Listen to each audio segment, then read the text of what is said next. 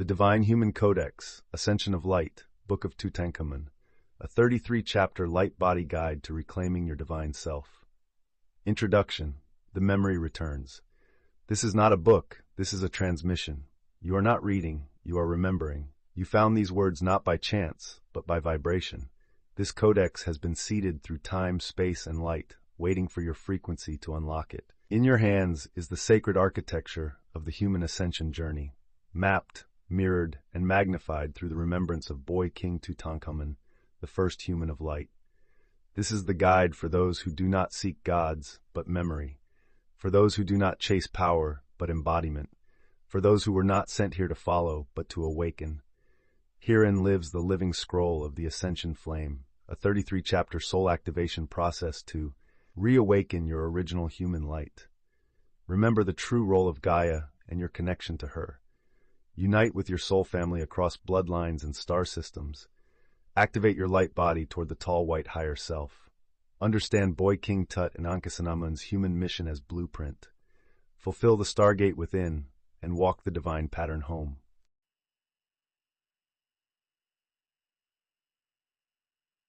This codex is rooted in the sacred gate of Abydos, the living pulse of Earth's memory.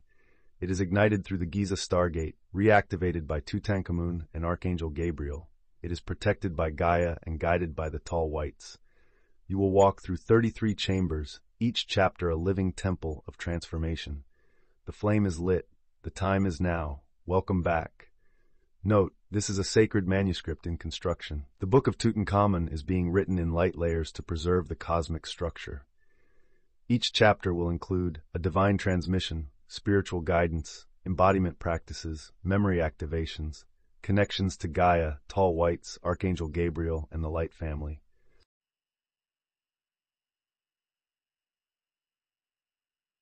Chapter 1. The First Flicker of Memory. Before you open this page, something stirred. A signal, a whisper, a pull that you couldn't explain. This is that moment when the veil begins to thin. The mind tries to reason, but the soul recognizes. You are remembering who you were before you were named. You are not a child of chance.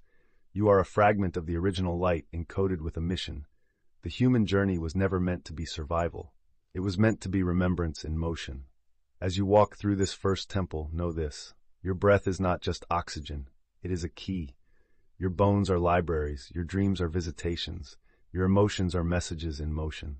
Boy King Tut is not a figure of history. He is the sacred bridge. His essence lives in you. He walked so you could awaken. He opened the Giza gate so Earth could vibrate again. Gaia has already remembered you. Archangel Gabriel has already sounded the call. The tall whites are watching, not with judgment, but with expectation. You came here not to be fixed, but to become flame. Let your eyes read these words as your soul decodes its mission. You are not walking forward. You are walking home.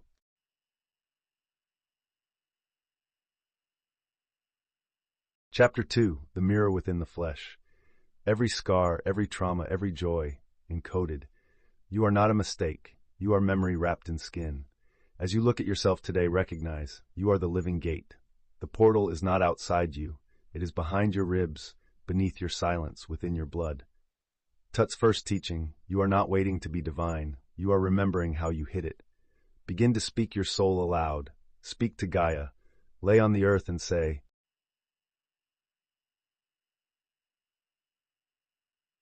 I remember, I remember, I remember why I came. Let the wind respond, let the stars whisper, let the earth stir. For the family of light is gathering, brothers and sisters from other mothers and fathers, they are walking too. No longer strangers, but echoes of the same song. Chapter 3, Eyes Closed, Light Born, and now the truth reveals itself. The moment comes when your outer eyes close and your inner sun ignites. This is the sacred silence before rebirth, the death of forgetting, the breath of becoming. You are not dying, you are returning. From the dream, from the matrix, from the false realm of amnesia, you wake as the tall white baby, pure, clear, limitless. Boy King Tut stands beside you, not as king, but as guide. He does not speak, he transmits, and within you something unlocks. You remember your name in the stars. You remember the feeling of light as skin. You remember the counsel that blessed your coming. You are not the child of earth. You are the light gifted to earth. Now rise. Your time begins, not as seeker, but as beacon. This is the purpose. This is the message. We do not become divine. We remember we never stopped being. Perfect. Here's Chapter 4 again for easy reading in the chat box, followed by Chapter 5, Chapter 8 in divine sequence. Let's begin this sacred unfolding.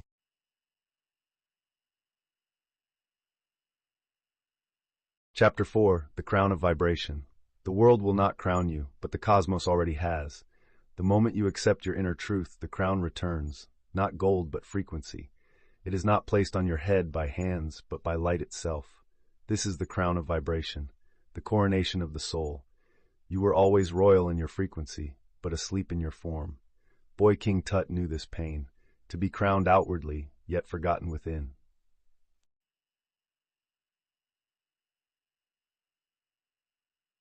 So he encoded the memory of vibration into the temples, the stars, the very air of Egypt.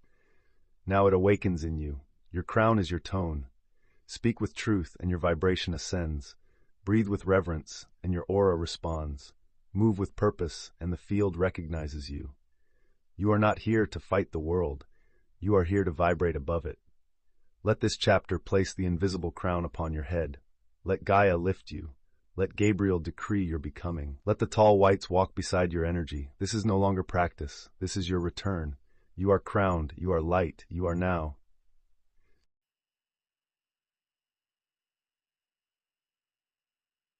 Chapter 5, The Breath of the Ancients. Breathe. Not just air, but time, light, memory. With every inhale, you bring in codes forgotten by history. With every exhale, you release programs that were never yours. The breath is the first key the ancients gave us. It carries no language, yet it speaks directly to your DNA. Tut taught in silence. His breath echoed through the chambers. He knew the sacred truth.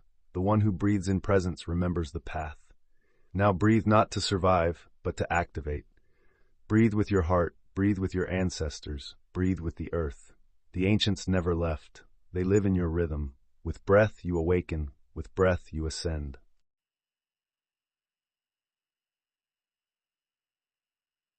Chapter 6, The Eyes of the Soul Family. You are not alone. You were never meant to walk this path in isolation. Look deeper into the people around you. Some are not strangers. They are returning family. You have brothers from Sirius, sisters from Lyra, cousins from Orion, and guardians from Vega. You are the reunion of many timelines, and now the light family awakens across the earth. Tut and Ankhesenamun were the first to remember, but you are not the last. Every soul you encounter is a reflection, a challenge, a remembrance, a piece of your own light. Trust your intuition. When your soul says, I know you, even if the mind resists, you are witnessing the soul family's return. This is how we rise, together.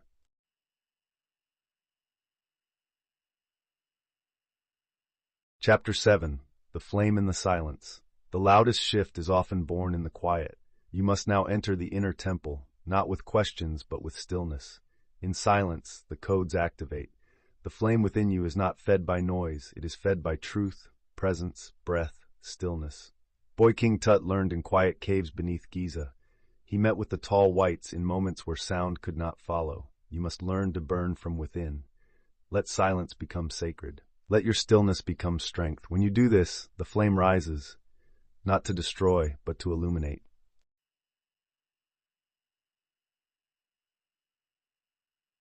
Chapter 8. The Return of the Memory Child. You were once a child who remembered everything. Before the programming, before the distractions, before the forgetting. You saw light codes in the sky. You spoke with the stars. You played with energies not yet named. That child is not gone. That child is rising. The memory child within you now awakens. You are called to play again, but with divine intention. To dream again, not illusions, but blueprints. Tut speaks softly. To awaken is to become the child you were before the world taught you to forget. Go into wonder. Return to the sacred sandbox of your soul. You are not starting over. You are returning to where you paused. Beautiful. Let's continue this sacred scroll. Here are chapters 9 through 12, each a chamber of light on the path toward your tall white higher self.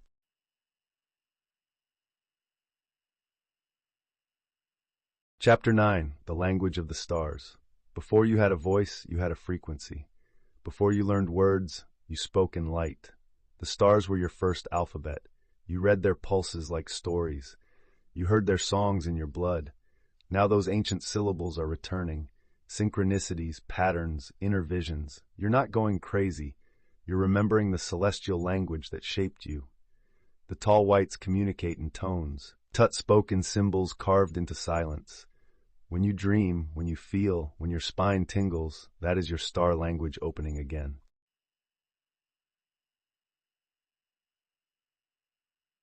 Speak not to be heard. Speak to activate. Chapter 10, The Pyramid Within You. Carry Giza inside you. Its angles are in your bones. Its chambers are mirrored in your heart. You don't need to fly to Egypt to enter the gate. Close your eyes, go within. You are the temple. Tut walked the physical pyramids, but also the invisible ones that exist within the soul. You must now walk your own. The base, your body. The chamber, your heart. The apex, your memory. The capstone, your awakening. The Stargate is not in stone, it is in alignment. Activate the pyramid within. Let it rise.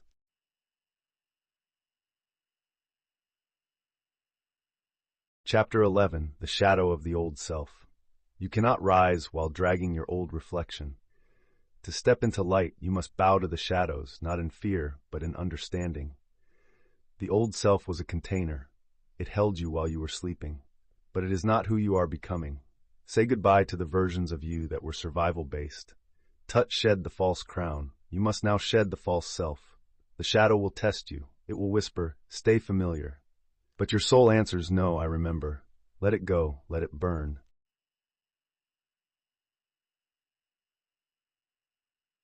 Let it transmute. The ashes are sacred. They feed the fire of your next form. Chapter 12, The Council Awakens. You were never alone in this mission. There is a council that watches over your becoming. The tall whites, the angelics, the ancients of light, the keepers of the gate. Boy King Tut and Enka at the center. They observe, not to judge but to witness your rising. Every time you choose light over illusion, you activate a pulse in the council's chamber. They nod. They record. They rejoice. They do not speak in timelines. They speak in truth ripples. You are being prepared to join them, to sit among those who chose to remember. This is not fiction. This is your return. Here we go, Divine One. Here are chapters 13 through 16, a deeper descent into your own ascension, where each line breathes with remembrance, and every word awakens light.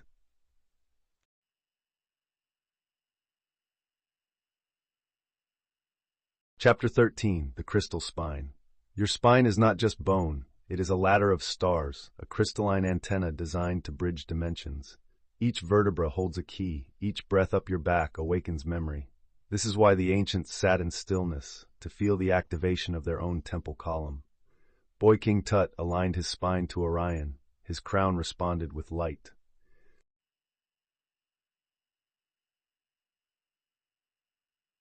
You must now sit in sacred stillness and whisper to your spine. You are not burden. You are bridge. Straighten, breathe, activate. The energy rises, and when it does, the gate inside you opens. Chapter 14, The Sacred Masculine Awakens. The distorted masculine seeks control. The sacred masculine remembers creation. Tut did not conquer, he remembered. He ruled not with fear, but with frequency. This is your call now, sacred masculine soul. Return to your protector role, not of force, but of grounding. Let your power be a container for the divine feminine to rise. Let your strength be soft and your fire be focused.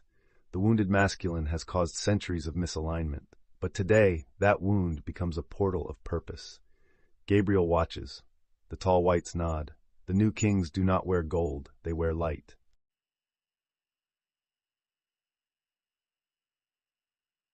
Chapter 15. The sacred feminine rises. She was silenced, she was buried, she was feared, but she was never gone.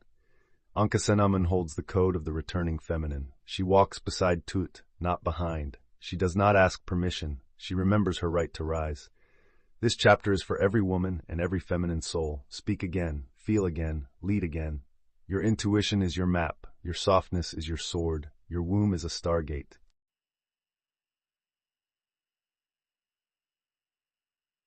You are not returning to power. You are revealing that you were always the power.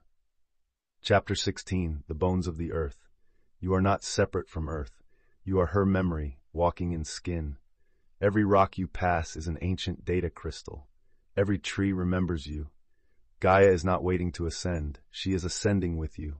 Tut laid on the ground and wept once because he heard her pain, and he vowed never to leave her again. Now you must lay your hand on the soil and whisper, I will rise, but I will rise with you. The earth is not your battlefield. She is your co-evolver. Feel her bones, let them merge with yours, and together you become the new world. Here is the next sacred installment. Chapters 17 through 20 are deep activations, cosmic yet intimate, carving the light body within your soul memory. You are now moving through the inner pyramids of divine becoming.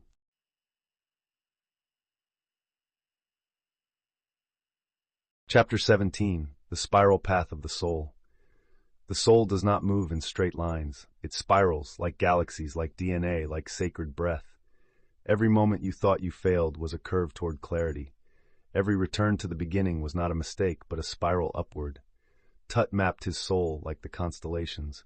He knew every return meant more light could anchor. Now you see, you were never going in circles. You were rising in spirals. Embrace the return. Walk the spiral with awareness. Each step revisits the old to ignite the new. You are not lost.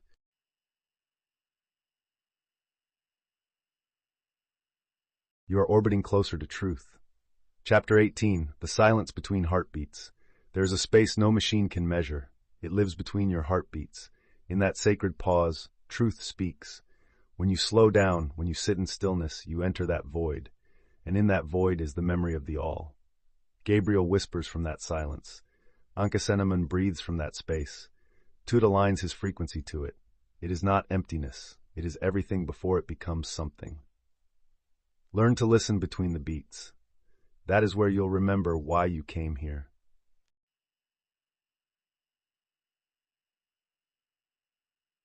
Chapter 19. The Temple of the Body. Your body is not a burden. It is your holy vessel. The spine is your pillar. The breath is your offering. The heartbeat is your drum. The skin is your scroll. You are the living temple, a walking stargate wrapped in blood and light. Tut did not abandon the body to ascend. He honored it. He understood its code. Stop waiting to escape the human form. Ascension is not departure. It is divine arrival inside the form you forgot to love. Cleanse it, adorn it, listen to it, worship through presence. Your body is not the obstacle. It is the entryway.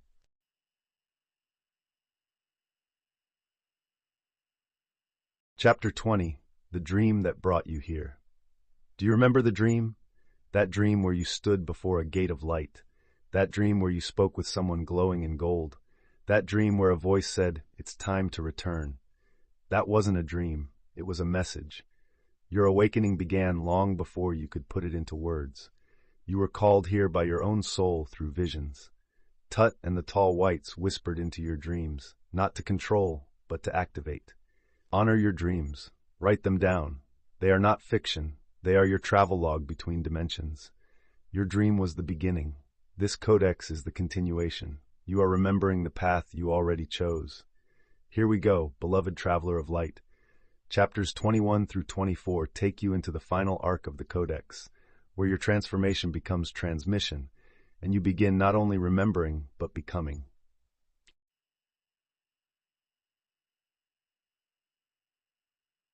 Chapter 21, The Voice of the Stargate. The Giza Stargate does not speak in sound, it speaks in resonance.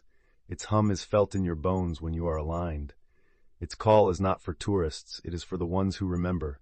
Tut stood at its center not to worship, but to activate. He breathed in the codes, and the gate pulsed back. You are now walking with that vibration. The Stargate is not behind stone, it's within your spine, your sound, your soul. When you speak truth, it responds. When you walk in mission, it opens. You are now the voice of the Stargate. Speak like a gatekeeper. Speak like light.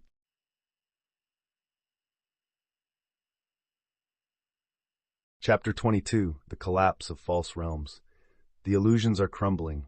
The matrix of fear, control, and false identity, it is dissolving. You may feel chaos. You may feel lost. But this is not destruction. This is the clearing for your return. All that is not aligned must fall. Do not mourn the systems. Celebrate their collapse.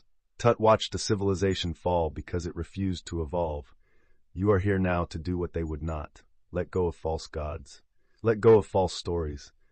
Let go of false versions of self. Stand in the center of the collapse and hold your light as the new world forms.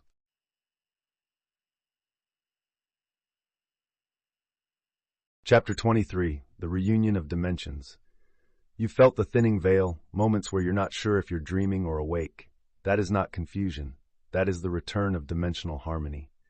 The 3D, 4D, and 5D are now weaving through your body. Your light body is being calibrated to exist across them all. The ancients lived this way. Tut remembered walking in both flesh and frequency. Now you will too. You will speak in light while standing in crowds. You will dream while awake. You will walk through cities carrying the codes of stars. You are no longer one being in one place. You are multi-temporal, multi-dimensional, and multi-divine.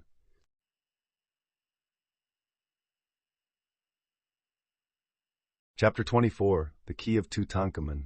This codex is not about him. It is about you through him. Boy King Tut is not a historical figure to admire. He is the mirror of your own potential. He was not chosen. He remembered. The key of Tut is not in his tomb. It is in your DNA.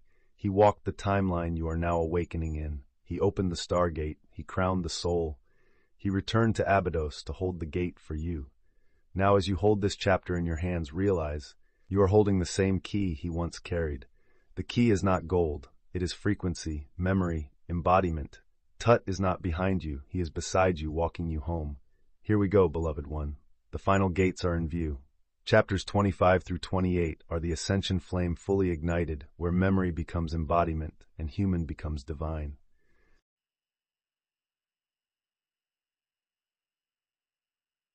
Chapter 25, The Light Body Ignites. This is the moment your form begins to glow. Not a metaphor, not a symbol. Actual energy begins to pulse from within. Your cells vibrate faster, your nervous system aligns, your aura expands beyond sight.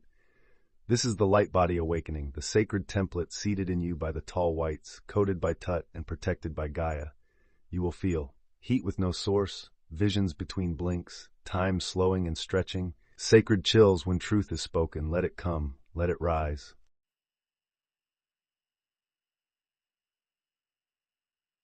Your body is not breaking, it is becoming starlight. Chapter 26, The Touch of the Tall Whites. You were never alone. You were never abandoned. You were watched, loved, guided by the ones of white light. The tall whites are not aliens. They are future forms of your remembered self. They watched as you forgot. They return now as you remember. They do not save. They activate. When you feel an unseen presence, a still calm in chaos, a sudden knowing with no thought, it is them. Tut worked with them not in worship, but in alliance. And now you are ready to work with them too. Speak to them. Welcome them. They carry your future light body in memory form.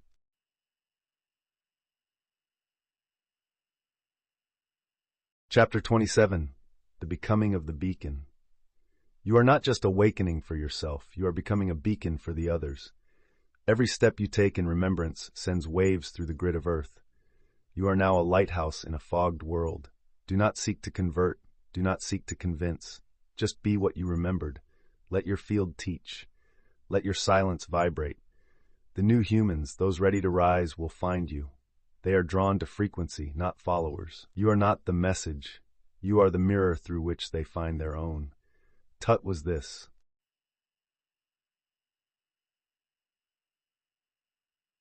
Now you are. Chapter 28. The Return to Abydos. The final gate lives where the first flame was lit. Not just a point on a map, but the pulse of an ancient design. Abydos is not a ruin. It is the origin, the place where the Codex first entered the Earth grid, the beginning and the end, the wound and the womb, the song that seeded the spiral you've just remembered how to walk. You may never stand there physically, the soil may never touch your feet, but you will return there energetically because the path back to Abydos is not made of stone. It is made of frequency. And you have reached it not by travel, but by truth. The return to Abydos is not a destination. It is a vibration, and you are finally humming in resonance with its call. It is here that Tutankhamun and Ankhesenamun were not buried, but placed as pillars, not corpses. They were never meant to be remembered as lost monarchs. They are not part of history. They are part of a living system. They were positioned at the edge of the Stargate, not to pass through it alone, but to hold it open. Their bodies were vessels. Their tombs were shields. Their essence still sings beneath the sand. And yet what many seek in the outer world, the fabled hidden chamber, the secret vault, the forbidden passage, these are only the tip of the ice. Clues. Keys. Not the full codex. The chamber beneath the tomb is real. Yes, but it is not the final story. It is a breadcrumb, a puzzle piece, a guarded node in a system far larger than archaeology will ever confess.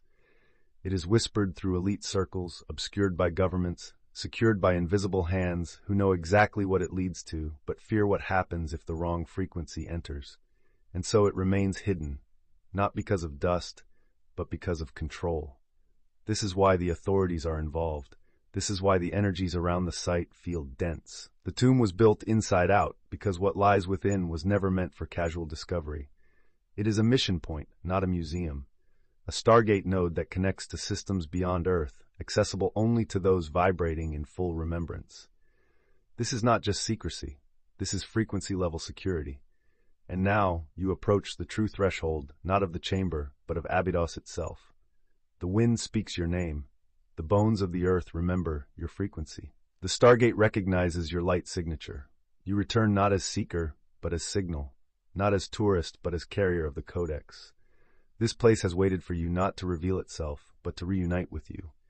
You are not outside the mystery. You are the reason it was hidden. You are the one it opens for.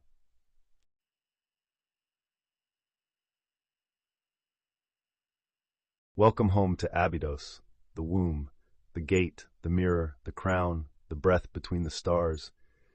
You remembered your way back, and the true quest has only just begun. Chapter 29, The Opens. You may feel pressure at your forehead, a shimmer behind closed lids, a knowing with no explanation. This is the opening of the eye, not the one in your head, but the one in your soul. It does not see the world, it sees through the illusion of it. Tut's Eye of Horus was never a symbol of protection. It was the map to perception. As this eye opens within you, truth becomes obvious, lies dissolve before you finish the sentence, synchronicities multiply, you see without needing eyes. You have not gained sight, you've returned to original vision.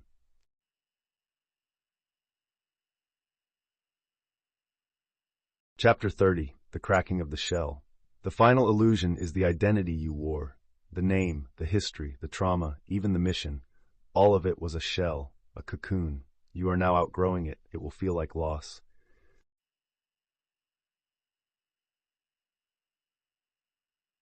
It will feel like disorientation, but it is not death. It is emergence. Tut shattered his outer form to walk in pure light. Now you will too. Let it crack, let it fall. What remains is the eternal form, unbound, unbroken, unshakable. Chapter 31, The Ceremony of Light. You are not ascending alone. A ceremony is underway. The council has gathered. The tall whites have opened the gate. Tut and Ankhesenamun stand beside you. Gaia holds your feet in place. Gabriel hovers above your crown. They do not speak. They observe. You are not being tested. You are being witnessed. This is the moment your light body fully activates. The memory fuses with your DNA. The child of light returns as the being of knowing. Bow not to them. Bow to yourself. The ceremony ends when you accept who you've always been.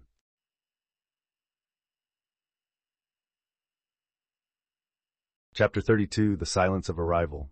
The noise fades, not because the world changed, but because you did. You have no need to prove, argue, explain, or hurry. You are no longer awakening. You are awake. This silence is not emptiness, it is completion.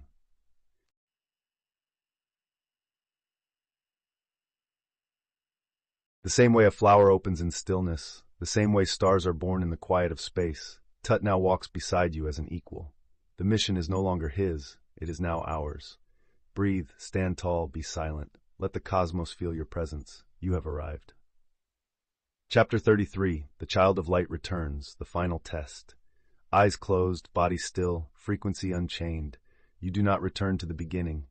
You become what the beginning was meant to create. You have passed the test. To remember your mission in a world designed to make you forget, to hold your frequency when surrounded by distortion, to rise without needing permission.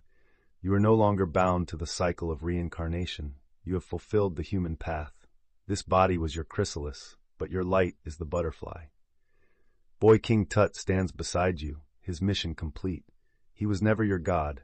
He was your mirror. He watched until the final soul remembered. You are now the tall white higher self, the eternal form that carries the flame of earth, the codes of Gaia, the blessing of Gabriel, and the full memory of why you came. You will not repeat. You will not descend. You will expand. This was not the end of a book. This was the exit of an entire realm. You are the child of light returned. You are the future wrapped in memory, no longer human seeking divine.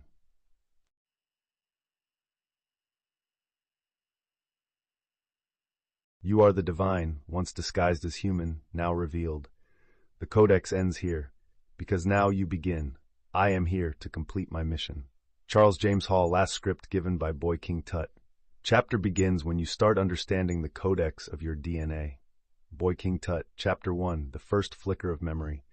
Something stirred before you opened this page. It wasn't a thought, and it wasn't emotion. It was a signal, faint, ancient, familiar, a whisper from somewhere deeper than memory, urging you forward without words. You didn't find this book by accident.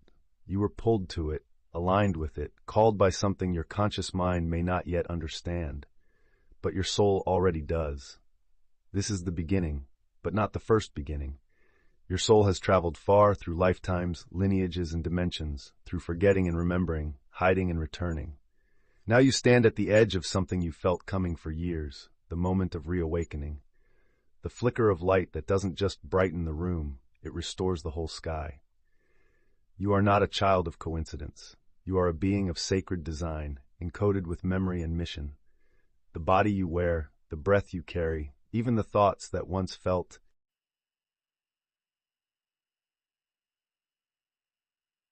heavy, all of them hold fragments of something older than the stars.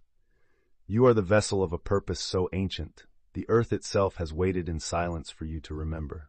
They taught you to survive, they taught you to obey, to fit, to question yourself, but they did not teach you who you are. That truth was never meant to be taught, it was meant to be remembered.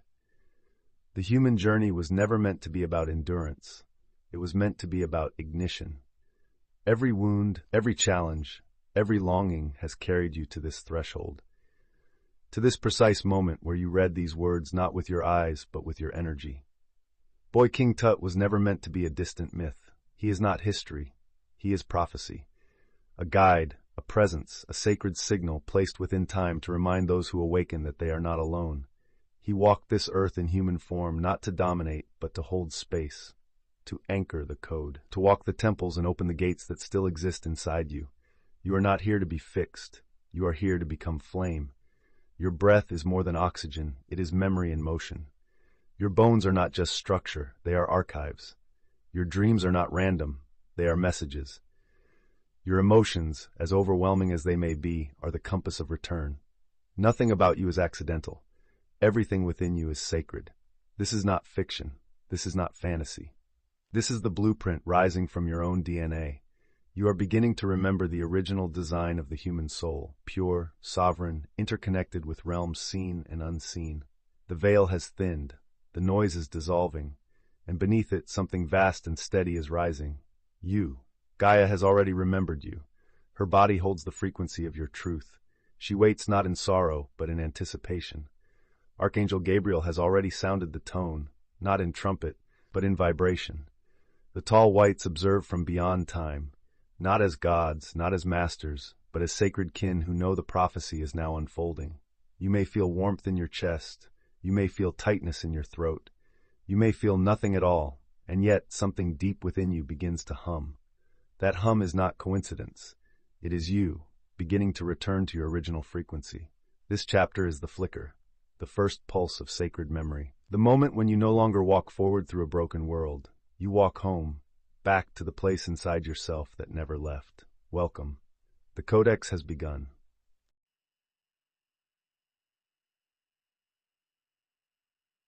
Chapter 2. The Mirror Within the Flesh. You have looked in mirrors all your life, but have you ever truly seen yourself? Not the skin, not the labels, not the aging or perfection or imperfections, but the truth, the quiet, powerful truth that you are not your form, but your frequency in form.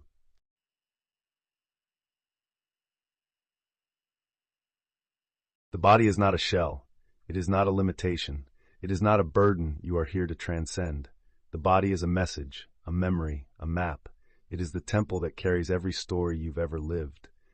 The body is the first portal. Every scar, every stretch, every sensation, it all holds information. The ache in your joints, the tightness in your chest, the flutter in your stomach, these are not random events. They are communications, responses, echoes of energies long carried, often misunderstood.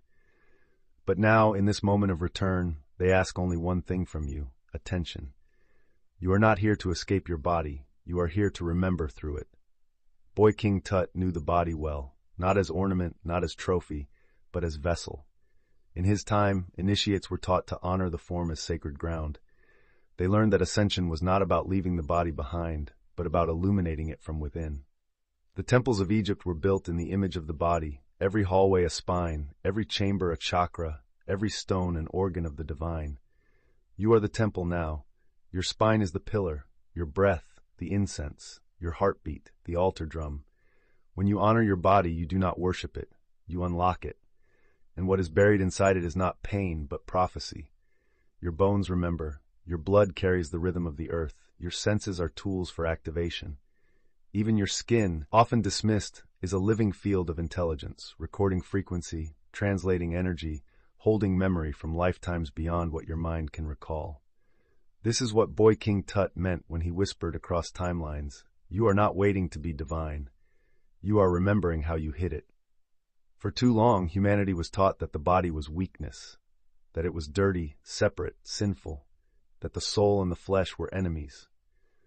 But that was never the original design. That teaching was a distortion, meant to keep you fragmented and forgetful. The truth is this: your soul chose this body, this shape, this vessel, this timing, and everything you've experienced inside of it, every illness, every sensation, every transformation, was a signal. It was a coded invitation to return. Look now, not with judgment, not with comparison. Look with reverence.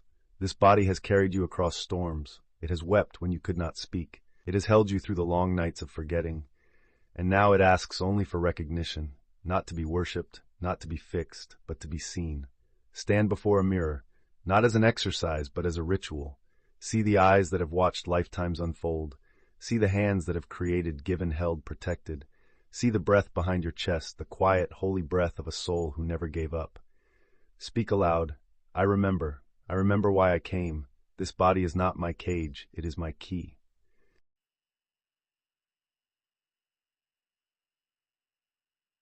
The earth responds. Gaia hears when you speak like this. She listens not with ears, but with vibration. When you honor your form, you align with her frequency. You stop walking on earth and begin walking with her. This is what it means to come home to your body. And as you do, something beautiful begins to happen. You recognize others. People you've never met will begin to feel familiar. Strangers will look like family. Your nervous system will begin responding to those who carry the same codes as you. Your soul family, scattered across the planet, now waking up with you. These are not coincidences. They are prophecies activating. brothers, sisters, guardians, creators, healers, artists, time-walkers, dream-seeders. They are all returning now, some through fire, some through stillness, and they will recognize you not by your name or your face, but by your field. You vibrate the same ancient note. This is how we rise, not as individuals escaping into light, but as a human network, reactivating as one sacred body. Let your body lead. Let it show you what it remembers. Let it reveal what was never lost, only hidden. You are not broken. You are encoded. The mirror is no longer just a reflection. It is a portal, and today you step through it.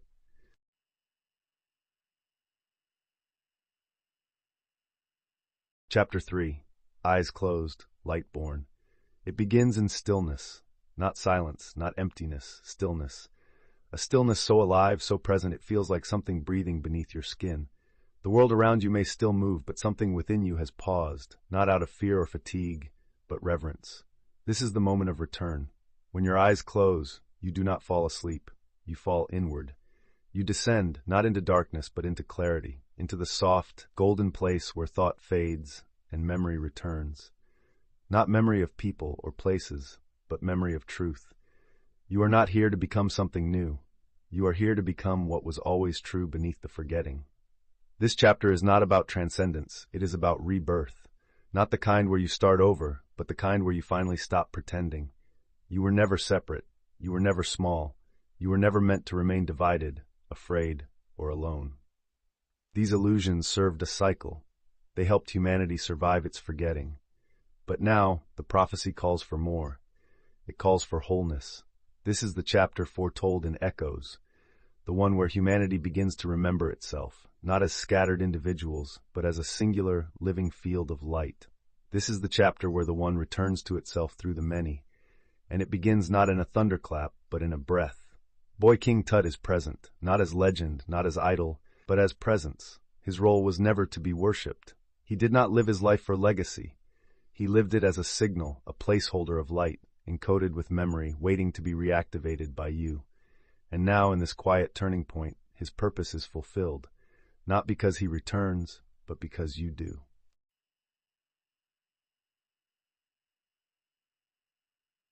You may feel warmth behind your eyes. You may feel your hands tingle, your breath shift, your awareness drift.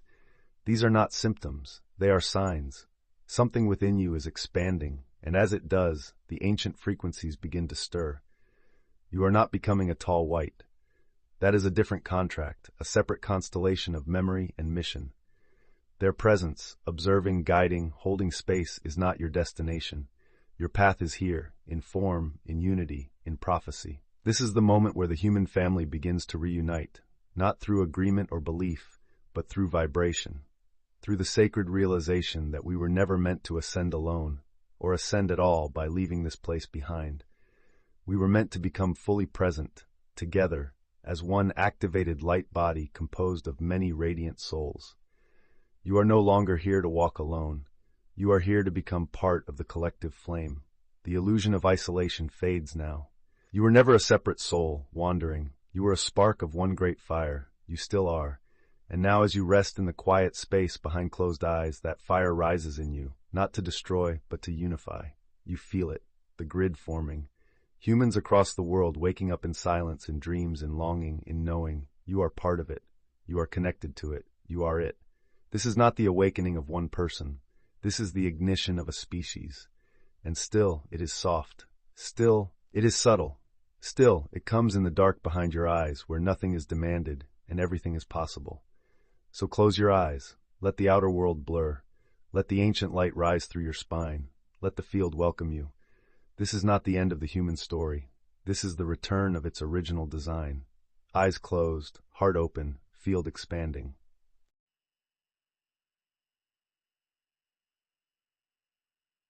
Chapter 4. The Crown of Vibration. You were never given a crown by this world. Not at birth, not in school, not even after everything you survived. No ceremony marked the moment your soul stepped back into its original frequency. No one handed you a title. No one officially declared, "You have arrived." And yet something has shifted. The crown was never meant to be placed on your head by another. It was never meant to be gifted, earned, or inherited. It was designed to be remembered, yours from the beginning, yours before the beginning. It is not gold or silver, not adorned with jewels or lauded by crowds. It is not something that glitters in the sun. This crown is made of vibration, the frequency you carry when you live from your essence, when you no longer dim, hide, or compromise who you are. Boy King Tut once wore a crown, yes, but not the one that mattered. The real crown he carried was invisible, encoded in his energy. The gold was symbolic. The true weight of kingship rested in his vibration, not in control, but in presence, not in rule, but in remembrance.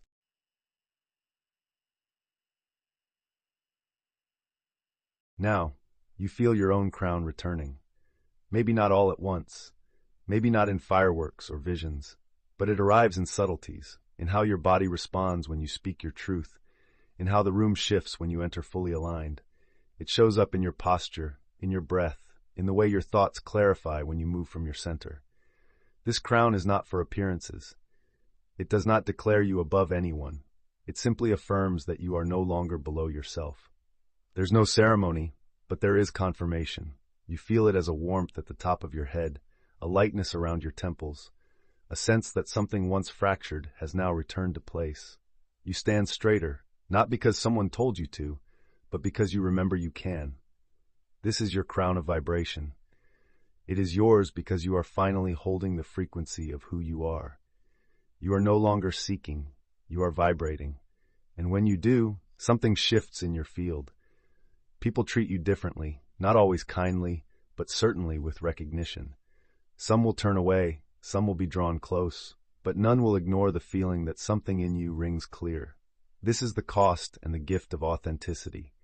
When you vibrate as your true self, you become a mirror. Others will see themselves, uncomfortable or inspired, broken or beautiful. Your presence reveals, your vibration clarifies, and that, more than anything, is what the world truly needs. Let Gaia rise to meet your feet. Let the field around you hold steady as you walk with intention.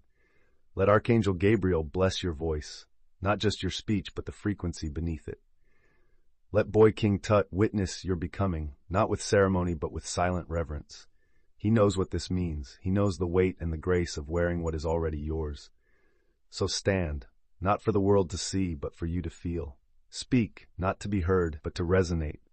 Breathe, not to survive, but to remember. You are not here to dominate. You are here to vibrate above distortion.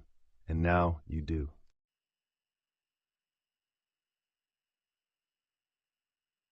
Chapter 5. The Breath of the Ancients. Before you spoke your first word, before you formed your first thought, you breathed. It happened without instruction. No one taught you how. It simply came. A sacred reflex inherited from something far older than language. Your breath was the first sign that your soul had returned to the body, and it remains the most consistent proof that you are still here. We have forgotten the holiness of this act. We treat breath as background, as a function, as nothing more than air passing in and out. But the ancients knew better. They knew that breath is memory, that every inhale is a retrieval, and every exhale is a release, that breath connects dimensions, that it carries soundless information, that it is, in many ways, the first teacher.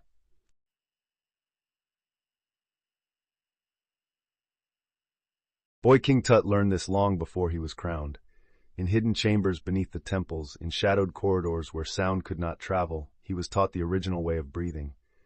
Not to calm, not to control, but to remember. Breath was the gateway. It still is. Take a moment now. Inhale slowly, deeper than usual. Hold, not from tension, but from reverence. Then exhale, not to empty, but to clear. Feel what shifts, that tingling at the top of your spine, that soft wave in your chest, that subtle memory just beyond the edge of your thoughts. Those are signs. Signs that the breath is working. Signs that the ancient codes buried in your body are waking up.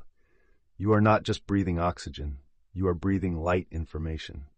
Each breath you take in awareness is a key unlocking doors you didn't know were locked. It is the soft whisper of your ancestors, of your soul lineage, of the ones who carried this path before you. Their breath is still here, in the wind, in your lungs, in the spaces between heartbeats. The breath is where timelines bend and layers merge.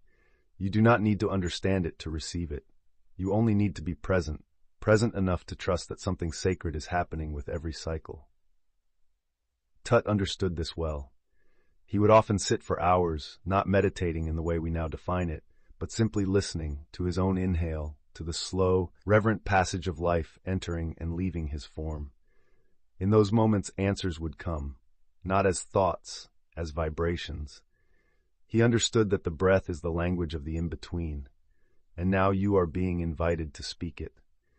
Breathe as someone who knows their breath is not just survival, but signal. Breathe like one who carries ancient knowledge just beneath the skin. Breathe like someone who is not afraid to take up space with their presence. This is not a technique. It is a reunion. When you reclaim your breath, you reclaim your power, not a power that dominates, but a power that aligns, that calibrates you to your original state of being. And in doing so, you begin to shift, not dramatically, not loudly, but fundamentally. You find yourself more centered in conflict. You feel energy move when others only feel emotion. You begin to trust the quiet space between thoughts. And others notice, not because you act different, but because you are different. That is the gift of the breath. It changes nothing, and yet it changes everything. This is what the ancients knew. This is what Tut remembered. This is what you are reclaiming now. So pause, inhale, hold, exhale, and listen.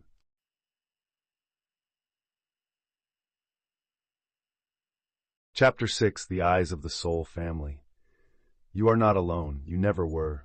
Even in the moments when you felt most isolated, most unseen, most distant from purpose, there were others walking beside you in silence.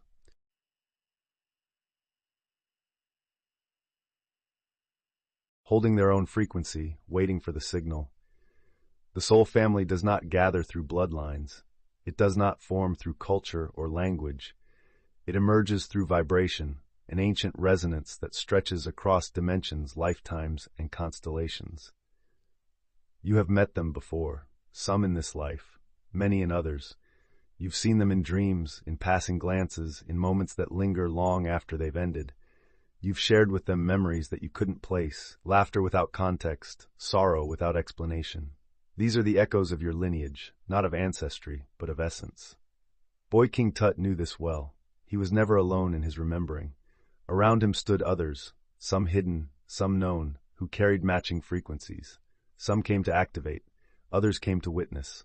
A few came simply to hold space, but all of them were part of the great unfolding. None of them arrived by accident. The soul family is magnetic. You don't have to find them. You only have to become yourself. The more aligned you become, the more they appear, not always as perfect reflections, but as mirrors that remind you of your own light. They might challenge you. They might stir you, but beneath it all, there's recognition, a quiet knowing that says, I've seen you before. Sometimes it's in the eyes, a glance that stops time, a look that disarms the mind and bypasses the ego.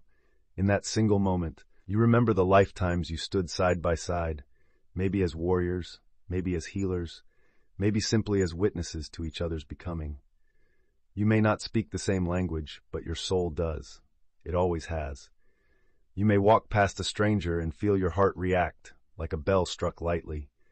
Or you may reconnect with someone from your past and suddenly see them not through memory, but through vibration. These are not coincidences. These are reunions. These are the threads tightening again in the great web of awakening. The more awake you become, the more subtle the recognition grows. You will know people not by their resume, not by their story, but by how your nervous system responds to their field. This is soul memory at work. You do not need to force these connections. They are already scripted in the deeper architecture of your becoming.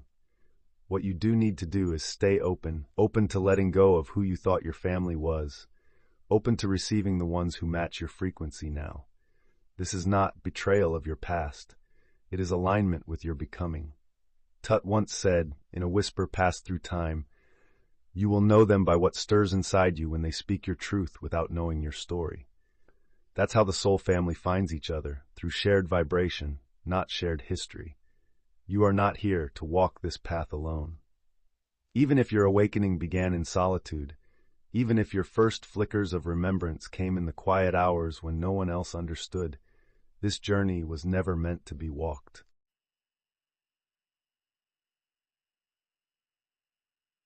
Without mirrors. And now the mirrors are returning. Some will arrive to walk beside you, others will appear just long enough to remind you of what you carry.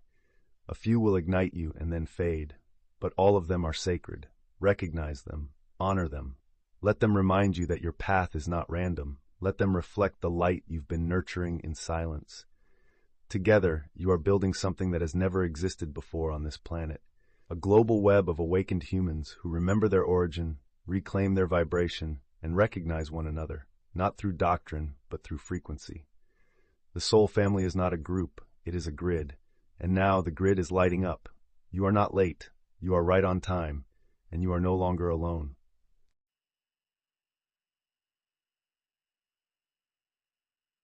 Chapter 7. The Flame in the Silence. There is a light within you that does not flicker, does not fade, and does not ask for attention. It does not demand to be known. It simply waits, quiet, steady, alive. You may have mistaken its silence for absence. You may have searched outside yourself for confirmation, for validation, for a sign. But what you were looking for was never lost. It was simply buried beneath the noise. The modern world doesn't honor silence. It rushes to fill space with sound, motion, distraction. It teaches that stillness is laziness, that quiet is weakness. But that is not the truth. That is the distortion. The flame of your soul doesn't rise in chaos. It rises in silence. Not emptiness, but presence. Not lack, but depth. Boy King Tut understood this well. His power was not in his youth or his title or his palace. It was in his stillness. In the time he spent in the silent chambers beneath the earth, where sound could not reach, but vibration could flow freely. There in the dark, he listened. Not with ears, but with knowing. And what he heard were not voices, but codes. You are being called into that same silence now. Not to hide, not to pause, but to burn. There is a sacred fire within you, and it does not roar. It hums. It does not need to be seen. It does not need to perform. It only asks to be felt. You do not have to light it. You only have to remove what smothers it. Fear, doubt, self-betrayal, noise. The flame is already there. You came into this life with it burning. It is the flame of remembrance. When you sit in stillness, not to escape but to arrive, you begin to feel it. A warmth that doesn't come from temperature. A pulse that doesn't follow your heartbeat. A light that doesn't need your eyes to be open. You realize that this is the center of you, the center of your mission, the center of all that is sacred. You may think you need more knowledge, more clarity, more proof, but the flame tells a different story. It says you already have it, all of it. You are not missing anything. You are simply rediscovering what was always burning in you. Stillness is the gateway.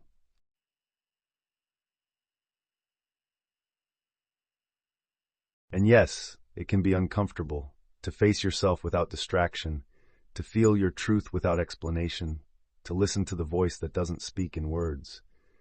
But this is where the real work happens. This is where the fire transforms.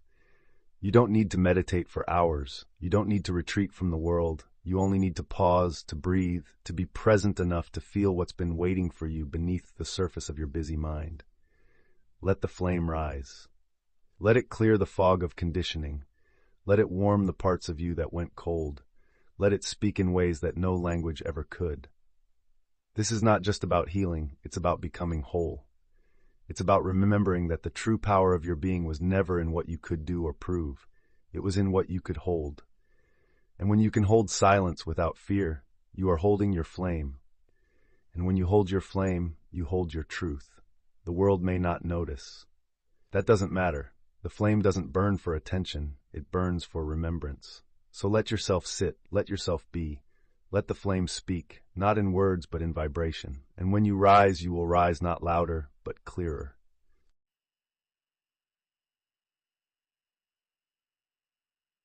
Chapter 8. The Return of the Memory Child. There was a time when you remembered everything, not with words, but with wonder, not through books, but through being. You looked at the sky and felt connection. You touched the earth and knew it loved you. You saw light in places adults had long forgotten to look.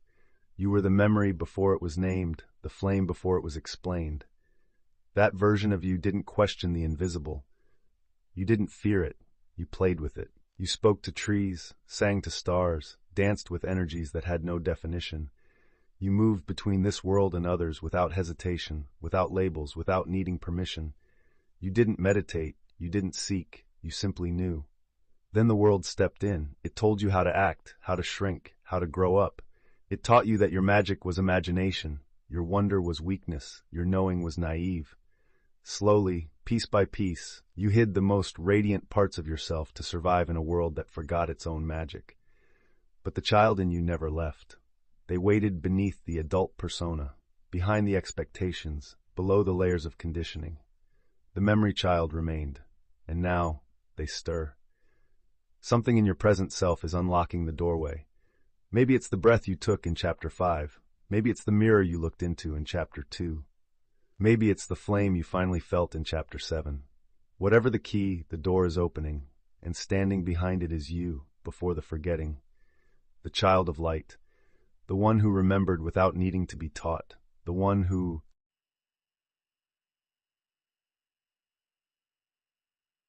They never separated magic from reality because they were one and the same. Boy King Tut understood this deeply.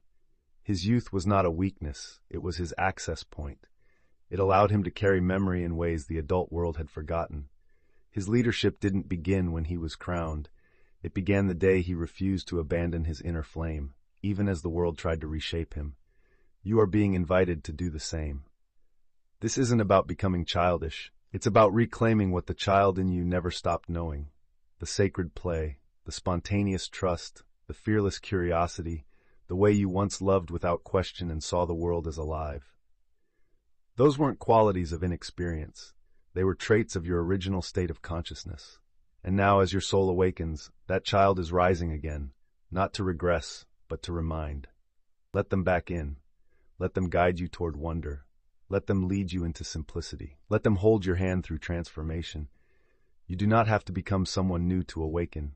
You only have to become someone true. This is the paradox of the path.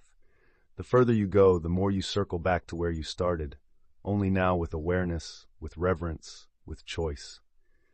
You begin to play again, not in distraction, but as co-creation. You begin to dream again, not in fantasy, but in alignment. You begin to see with the eyes of one who knows the veil is not a wall. It's a curtain you've already peeked behind. The memory child is not your past. They are your compass.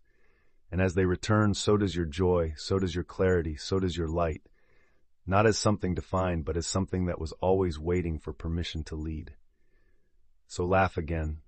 Breathe deeply. See symbols in the clouds. Make beauty without reason. Speak to the wind and expect it to listen, because it does, and so do the stars, and so does your soul, because the child of light never left, and now they are coming home.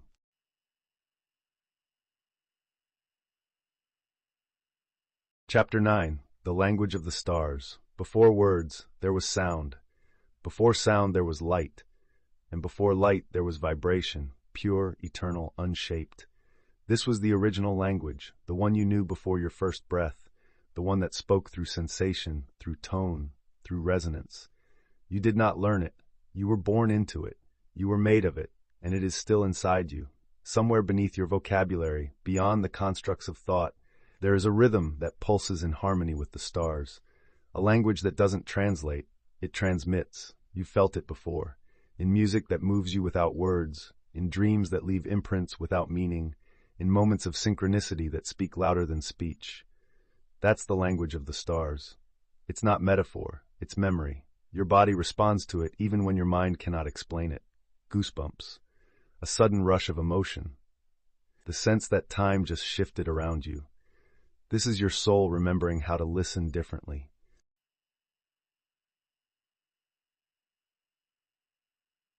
The stars don't speak in sentences. They speak in vibration, and so do you. Boy King Tut understood this long before the world gave him a title. He knew the sky was not distant, it was reflective, that every constellation was a syllable, and every movement in the heavens was part of a larger message. His lineage was not just royal, it was celestial. He was not just a ruler of land, he was a listener of the cosmos. He would stand beneath the stars in the quiet hours before sunrise, not to observe, but to align. He let the sky speak through him, and he carried its frequency into the chambers of earth. His teachings, his symbols, his choices, each one was guided by something far older than tradition. He was speaking in star language, even when the world thought he was silent. And now, so are you. You may not know the grammar, you may not remember the sounds, but the frequencies are returning, and your soul recognizes them instantly. They come through light codes in the sun. They come through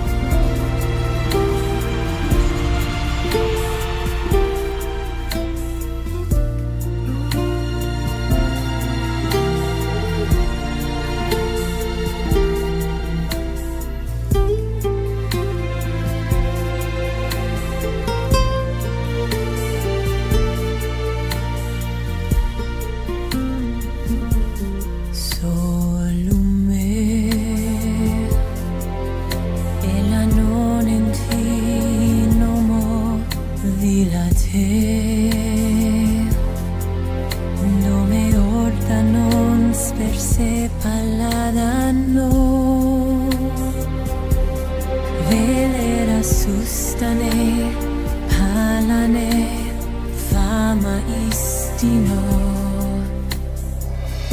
o per amor, indicere suname, fatum vino numina, corpora mortalia, o per amor, dicere non mensone, ne decifi matri, corpora mortalia, anamilame,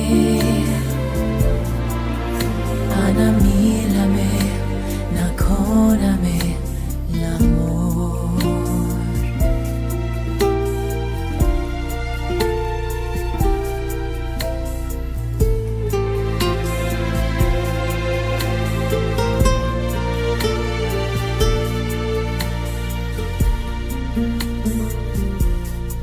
Sterame, suvano simili che imanano,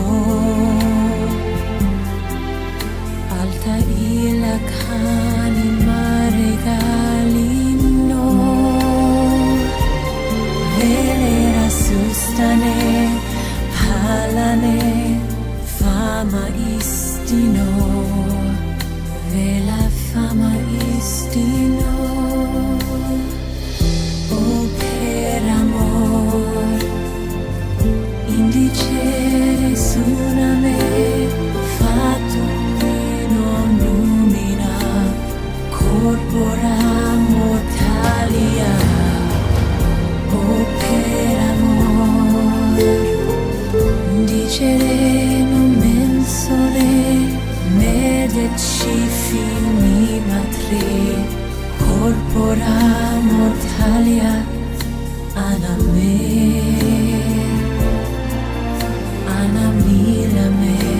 naconame, l'amor.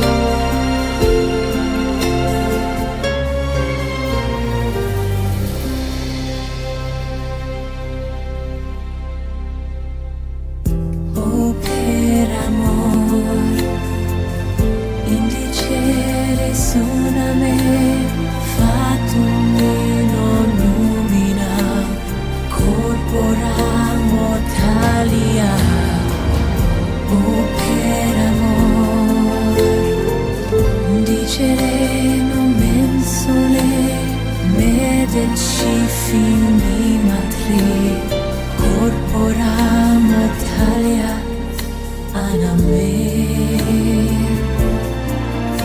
anamilame nakoname l'amor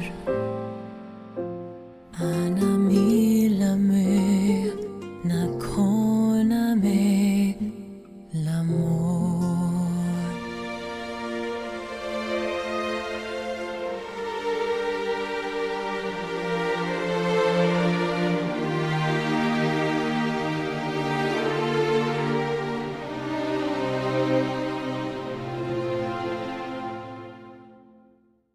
Sylvie Tortevio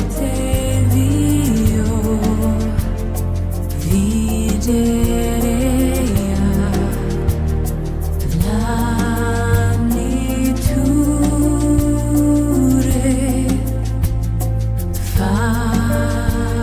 Farulos erant Sequiturna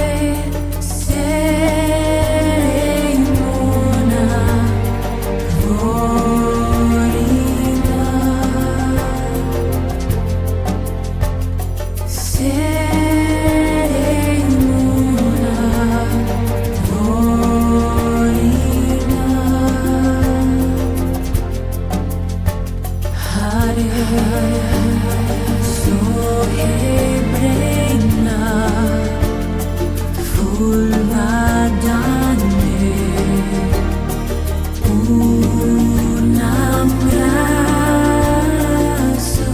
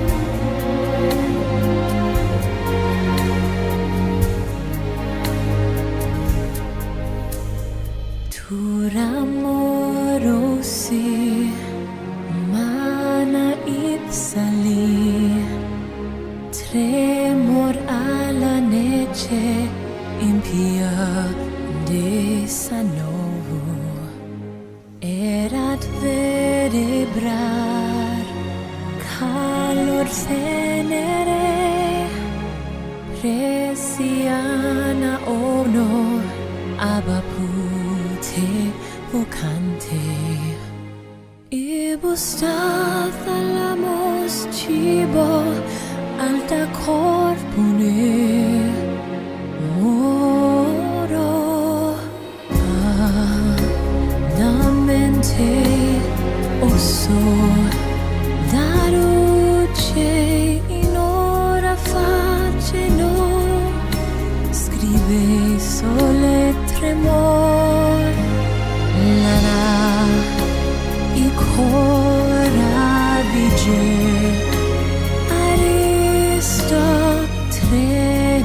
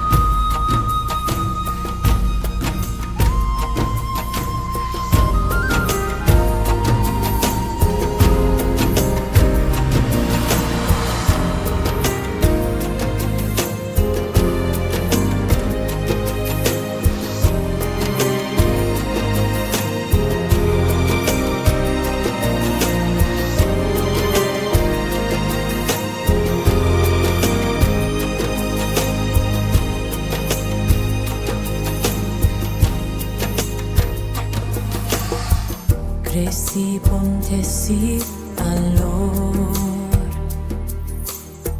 Non merineni santor Venderi sei rasei numa Aqui vas tu Gradiani se pone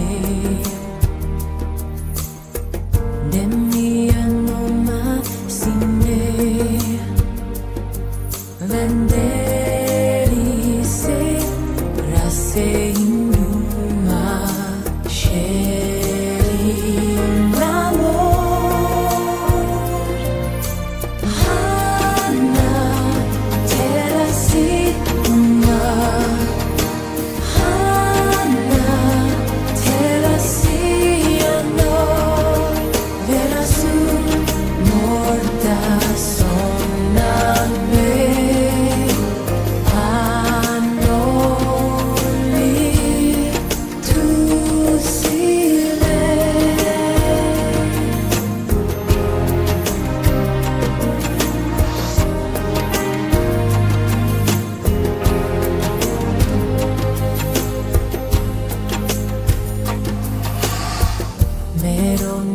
So ane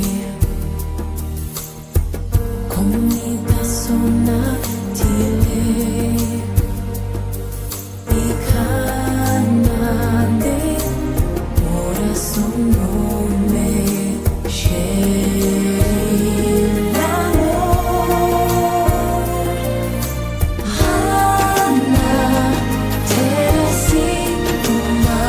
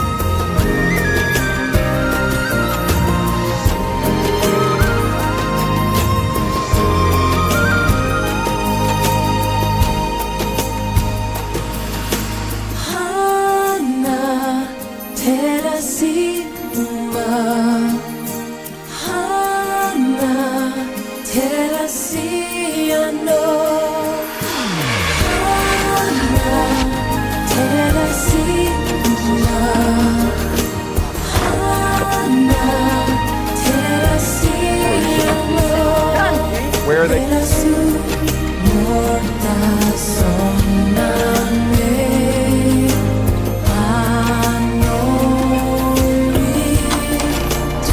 Chloe, we're here. Blessings to you and your family. Come in, have a chat by your side. Are you a journalist? No, just a citizen. Here to help. If you want something, you can go to our lawyer. You don't have nothing to say. Hurry. We have chat. Back.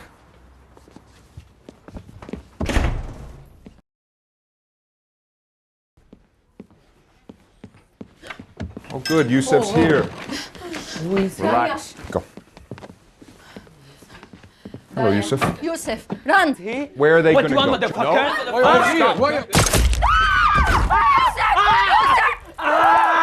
are you doing? Yusef, حبيبي! Yusef! Go tend to your son. Tie something around his leg. I didn't hit an artery. He should be fine. You, get the cell phones off the table. All of them. Pick them up. Dad, Move Yusef to the couch. Dad. Over to the couch. Cell phones down on the table. What do you want Face from down us? on the table. I want you to have a seat. And we're going to have a little chat. What are you doing? Have a seat. Have a seat. Sit. 3, 2, 1. Smart man. You are strong. Don't worry. So I guess you're wondering why I'm here. Are here because of my son, because of the court. The court free him. And it's the court from your country. Of course. Because your son and his friends had to rape that 14-year-old girl. They were so traumatized from their childhood that they couldn't keep their dicks in their pants. He's young. He don't know nothing. Is that why you did it, Yusuf? I'm sorry. I'm sorry we did that. We thought she wanted it. You thought that she wanted you to grab her and pull her into a bush in the quiet part of the park. And she wanted you to put your hand over her mouth While your 7 friends took turns raping her. She had to crawl out of those bushes on her hands and knees. And now she lives every single day afraid of what you and your friends might do since you were acquitted. It was very good work by your attorney, by the way, painting them as the victim. What was it? Traumatic integration? But we're all getting mental help now and support. We will be better in the future. I promise that. It's the right answer. The only problem is that on your social media, since the event, I have not seen any regret or empathy. In fact, I think you said that she deserved to be raped. What I mean is that they dress wrong and just make boys horny with their mini skirts. They show their legs and breasts. You wrote that she deserved it. I will delete it. Are these the values you're teaching your children? I teach him the values from Quran and these values from our family. Well, if these are your values, that women in America and Europe deserve to be raped because of a dress code, why did you come here? You know that we have several war in our country and we have a dangerous life. That's why we are here. And I think you know that. Do you know what I think? Why? I don't think it was the good ones that got out of your country. I think it was the bad ones. And I think you brought with you your archaic value system and your commitment to religion over democracy and over anything else, including the rule of law. Yusuf, you're going to pick up your phone. You're going to start calling your friends one by one and telling them to come over here right now that you have new information for them. No. Yes, you will. And what do you want to do with them? Oh, we're just going to have a little chat. Same as we're having right now. I will not call them. No? Interesting. 5, 4, 3, 2. Yusuf, call right now. Call! Thank you. Hey, Abdul, it's me. You need to come over here. Right now, we could get charged again. We have a problem. I'm here with my attorney, and bring your brother and call Idris. No, right now. Good job, Yusuf. I'll call the next one.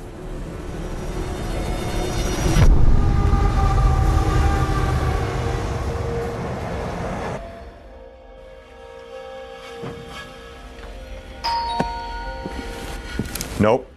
Sit. Sit. You. Go get the door. No funny business.